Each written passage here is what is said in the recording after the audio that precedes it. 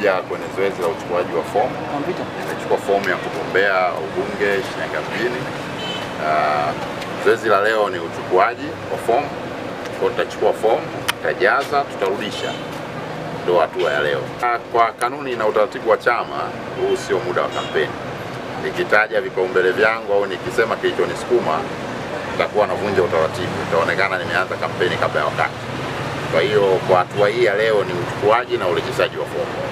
Tukisharejesha fomu kwa mapenzi ya Mwenyezi Mungu, jina likirudi, sasa pale tunaruhusiwa kufanya kampeni. Nadhani tutashirikiana, sababu nyewe ni wadau ambao tumeshirikiana kwenye masuala mbalimbali.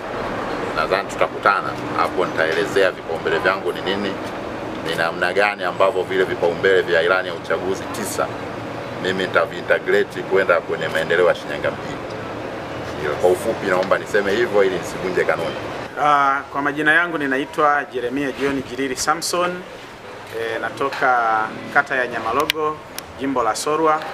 Asubuhi hii nimeweza kuchukua fomu ya kuwania nafasi ya ubunge wa jimbo letu la Sorwa. Kwa mujibu wa taratibu zetu za chama, leo tarehe 28 fomu zimeanza kutolewa.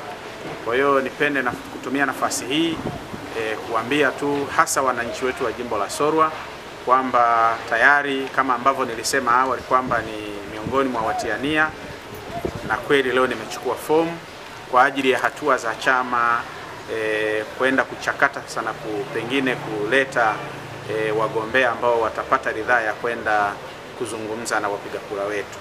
Kwa hiyo mimi kwa leo nipende tu kuwataarifu kwamba nimechukua fomu, na kwa kudra za Mwenyezi Mungu kama jina langu litapata kuteuliwa na chama chetu, basi tutazungumza mambo mengi kuhusiana na siasa za jimbo letu. Vinginevyo wakati huu ninaomba tu dua zao, lakini ili jina langu liweze kuteuliwa na chama chetu. Lakini vinginevyo pia tunamshukuru sana Rais wetu Mama Dr. Samia Suluhu Hassani kwa kutengeneza mazingira mazuri pamoja na chama chetu kwa watu wote kushiriki siasa za Chama cha Mapinduzi kwa mazingira ambayo nadhani tunayaona. Kwa mimi ndugu zangu ninawashukuru sana. Kwa leo nisingependa niwe na mambo mengi sana kwa sababu ni siku tu ya kuchukua fomu na fomu nimeichukua. Jacqueline Salo, ninatokea kata ya Ngokolo na nimetia nia katika kata yangu ya Ngokolo. Ninaamini Ngokolo ni ya kwetu na tutakwenda kuendelea na kufanya maendeleo zaidi.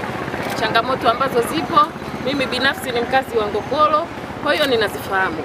Endapo nitapata ridhaa hii, nitakwenda kuwatumikia watu wa Ngokolo kwa wema, uadilifu, na nitakuwa na nidhamu.